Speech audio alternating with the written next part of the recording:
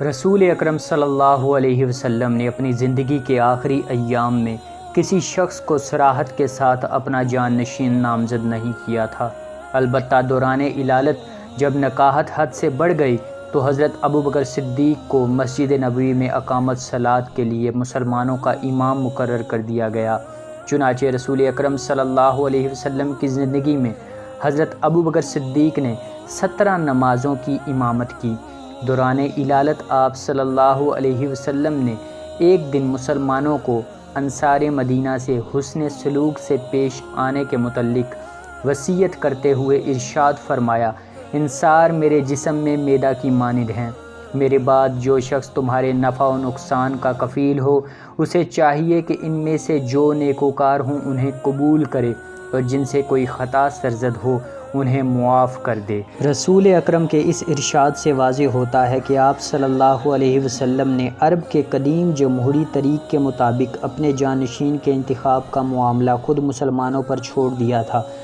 وصال سے 4 دن پہلے دوران علالت ہی آپ صلی اللہ علیہ وسلم نے یہ کہا کہ کاغذ اور قلم دوات لاؤ، میں تمہارے لیے ایسی چیز لکھ دوں جس کے بعد تم گمراہ نہ ہوگے۔ صحابہ کرام رضی اللہ تعالی عنہم میں جو اس موقع پر موجود تھے اختلاف پیدا ہوا۔ بعض نے کہا کہ رسول اکرم صلی اللہ علیہ وسلم مرض کے غلبہ میں ایسی بات کہہ رہے ہیں، بعض کی رائے تھی کہ وصیت لکھوانا چاہتے ہیں۔ لیکن جب تھوڑی مدت بعد آپ صلی اللہ علیہ وسلم سے دوبارہ دریافت کیا گیا تو آپ صلی اللہ علیہ وسلم نے فرمایا کہ مجھے چھوڑ دو، میں جس مقام میں ہوں وہ اس سے بہتر ہے جس کی طرف تم مجھے بلاتے ہو۔ اس کے بعد آپ صلی اللہ علیہ وسلم 3 دن زندہ رہے، لیکن پھر کبھی وصیت لکھوانے کا ذکر نہ کیا اور نہ ان خطبوں میں جو آپ صلی اللہ علیہ وسلم نے آخری ایام میں ارشاد فرمائے اپنے جانشین کے متعلق کوئی واضح بات کہی۔ محمد صلی اللہ علیہ وسلم کے وصال کے بعد مدینہ کے انصار ثقیفہ بنی سعدہ میں جمع ہو گئے۔ ثقیفہ بنی سعدہ ایک دالان تھا جس میں اہل مدینہ مشوروں کے لیے جمع ہوا کرتے تھے۔ اس عمارت کو مدینہ کا ٹاؤن ہال سمجھنا چاہیے۔ ثقیفہ بنی سعدہ میں جمع ہو گئے تاکہ مسلمانوں کا امیر منتخب کرنے کے مسئلے پر غور کریں۔ انصار چاہتے تھے کہ مہاجرین سے مشورہ کیے بغیر اس اہم معاملے کا فیصلہ کر لیں۔ کسی نے حضرت ابوبکر صدیق کو، جو اس وقت مسجد نبوی میں بیٹھے تھے، انصار کے اس جائے مشاورت کی اطلاع دی۔ صدیق رضی اللہ تعالی عنہ وہاں سے حضرت عمر رضی اللہ تعالی عنہ اور حضرت ابو عبیدہ رضی اللہ تعالی عنہ کو ساتھ لے کر ثقیفہ بنی سعدہ پہنچے۔ دیکھا کہ انتخاب امیر کے لیے تقریریں ہو رہی ہیں اور تجویز یہ ہے کہ حضرت سعد بن عبادہ رضی اللہ تعالی عنہ کو، جو قبیلہ خزرج کے سردار تھے، امیر بنا لیا جائے۔ ابھی یہ تجویز زیر غور تھی۔ 3 مقتدر مہاجرین کی آمد پر انصار کے بعض اشخاص نے کہا کہ ہم نے رسول اکرم صلی اللہ علیہ وسلم کو پناہ دی، دین کی حفاظت کے لیے تلواریں سونٹیں اور جانیں لڑائیں۔ ہم اہل شہر ہیں، لہٰذا ہمیں حق پہنچتا ہے کہ مسلمانوں کا امیر اور رسول اللہ صلی اللہ علیہ وسلم کا جانشین اپنے میں سے منتخب کریں۔ حضرت عمر رضی اللہ تعالیٰ عنہ اس تقریر کے جواب میں کچھ کہنا چاہتے تھے کہ حضرت ابوبکر صدیق رضی اللہ تعالیٰ عنہ نے انہیں روک دیا اور خود بڑے تحمل، وقار اور متانت سے کہا کہ انصار کی فضیلتیں بے شمار ہیں، وہ اپنی تعریف میں جو کہیں بجا ہے، لیکن امیر مہاجرین میں سے منتخب ہونا چاہیے، کیونکہ عرب کے بدوی قبیلے قریشی امیر کے سوا اور کسی کی اطاعت قبول نہ کریں گے۔ اس طرح مسلمانوں کے اجتماعی نظام کا شیرازہ تتر بتر ہو جائے گا۔ مجمع سے آوازیں آئیں کہ اگر یہ بات ہے تو آپ اپنا امیر الگ منتخب کر لیں، ہم اپنا امیر الگ چن لیتے ہیں۔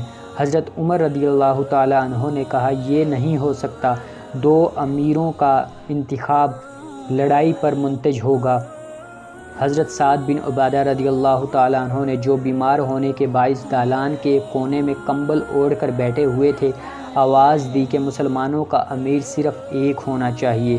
حضرت حباب بن منظر رضی اللہ تعالیٰ عنہ بولے، ان کی نہ سنو، میری سنو، میں سرد و گرم چشیدہ ہوں، اگر مہاجرین نہیں مانتے تو ہم انہیں شہر سے نکال دیں گے۔ میں جنگل کا دھاڑتا ہوا شیر ہوں جو ان سب کو کچا کھا جاؤں گا۔ حضرت عمر رضی اللہ تعالیٰ عنہ نے کہا، اللہ عز و جل تجھے ہلاک کرے، کیا کہہ رہا ہے؟ حضرت حباب نے غصہ کے عالم میں یہی فقرہ دہرا دیا۔ جھگڑے کو اس طرح بڑھتے دیکھ کر حضرت ابو بکر صدیق نے عمر رضی اللہ تعالیٰ عنہ اور حضرت عبیدہ رضی اللہ تعالیٰ عنہ کو مجمع کے سامنے پیش کرتے ہوئے کہا، میری رائے ہے کہ ان میں سے ایک کو امیر چن لو اور اس کے ہاتھ پر بیعت کرو۔ حضرت عمر اور حضرت ابو عبیدہ ایک زبان ہو کر بولے، یہ نہیں ہو سکتا، آپ رسول اکرم صلی اللہ علیہ وسلم کے حکم سے نمازوں میں امام بنتے رہے ہیں، لہٰذا آپ ہی ہمارے امیر بننے کا حق رکھتے ہیں، ہاتھ نکالیے، ہم بیعت کرتے ہیں۔ حضرت ابو بکر صدیق نے ہاتھ پھیلا دیا اور حضرت عمر اور حضرت ابو عبیدہ نے وہ ہاتھ پکڑ کر اطاعت کی بیعت کر لی۔ اب قبیلہ خزرج کا ایک آدمی آگے بڑھا، حضرت حباب رضی اللہ تعالی عنہ نے اسے ٹوکا، لیکن اس نے کہا، میں ایسے شخص کی بیعت کر رہا ہوں جو اس منصب کا مستحق ہے۔ ان کی دیکھا دیکھی میں اور لوگ بھی بیعت کرنے لگے۔ قبیلہ اوس کے آدمی آپس میں مشورہ کر کے جوک در جوک بیعت کے لیے بڑھنے لگے۔ تھوڑی ہی مدت میں حضرت سعد بن عبیدہ کے سوا تمام حاضرین نے حضرت ابو بکر صدیق کے ہاتھ پر بیعت کر لی اور انہیں اپنا امیر بنا لیا۔